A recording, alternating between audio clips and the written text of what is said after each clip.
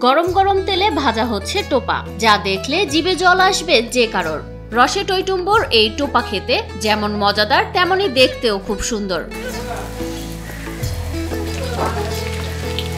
সুস্বাদু এই টোপা মিষ্টি পছন্দ করেন সব বয়সের মানুষেরাই, তাই রসে ভরপুর এই মিষ্টি মুখে তুলে নেয় মহা আনন্দে। তো এখন শীতের সময় গরম গরম টোপা খেতে অনেক ভালো লাগে, তাই নিয়মিত আমাদের বন্ধুদের সাথে টসটসে রসে ভরা টইটুম্বুর একটা খাবার। হিমালয় ঘেরা উত্তরের জেলা পঞ্চগড়ের ঐতিহ্যবাহী এই টোপা মিষ্টি একবার খেলেই আবারও খেতে ইচ্ছা করবে যে কারো। জেলার মিরগড় বাজারে গেলেই পাওয়া যাবে দুই ধরনের টোপা, একটি বানানো হয় চিনি দিয়ে, অন্যটি বানানো হয় গুড় দিয়ে। তবে টোপা মিষ্টি বানানোর মূল উপকরণ হলো চালের গুঁড়া আর ময়দা।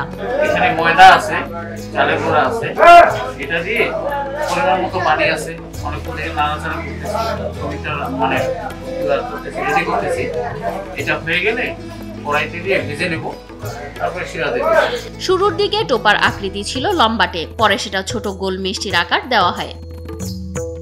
গোল গোল টোপাগুলো ভালোভাবে তেলে ভেজে চিনি কিংবা গুড়ের শিরায় ডুবিয়ে রাখলেই তৈরি হয়ে যায় মজাদার ও রসালো টোপা মিষ্টি। একসময় আন্ধারি রানী নামের এক নারী বাড়ি বাড়ি গিয়ে ফেরি করে বিক্রি করতেন এই মিষ্টি। তার কাছ থেকে টোপা বানানোর কৌশল শিখে নেন মিরগড়ের মমিন পাড়ার দুখু মোহাম্মদ নামের এক ব্যক্তি। আন্ধারির মৃত্যুর পর দুখু মোহাম্মদই বানানো শুরু করেন এই মিষ্টি।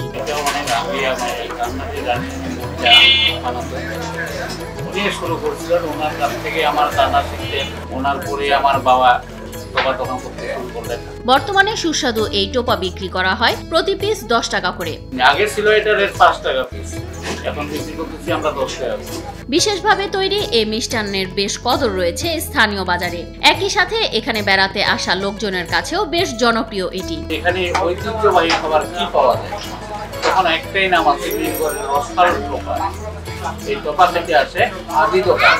আমরা রংপুর থেকে এখানে পঞ্চগড় ঘুরতে আসছিলাম, সবাই বলতেছিল এখানকার টোপা নাকি অনেক জনপ্রিয়, তো আমরা সবাই মিলে এখানে খাইতে আসছি। সুস্বাদু এই টোপা মিষ্টিতে কোনো ভেজাল নেই বলে দাবি করেন এলাকাবাসী, যার ফলে বন্ধু বান্ধব নিয়ে আড্ডা দিতে দিতে টোপা মিষ্টির স্বাদ নেন অনেকে। পুরনো খাবার হিসেবে টোপা মিষ্টি মিরগড়ের ঐতিহ্যকে আরো সমৃদ্ধ করেছে। বন্ধুর সাথে সময় পেলে এখানে চলে আসি, প্রত্যেক জেলা একটা ঐতিহ্যবাহী খাবার থাকে। পঞ্চগড়ের মিরগড়ের টোপা, এই টোপা আমাদের পঞ্চগড়ের ঐতিহ্যবাহী খাবার। এই খাবারের কোনো ক্ষতিকর পদার্থ থাকে না। তো এই খাবার মূলত দুইটা হয়ে থাকে, একটা হয়ে থাকে চিনির আর একটা হয়ে থাকে গুড়ের। তো আমরা অনেক দূর থেকে খেতে আসি, তো আপনারা অবশ্যই পঞ্চগড়ে আসলে এই মিরগড়ে আসে এই টোপা অবশ্যই খাবেন।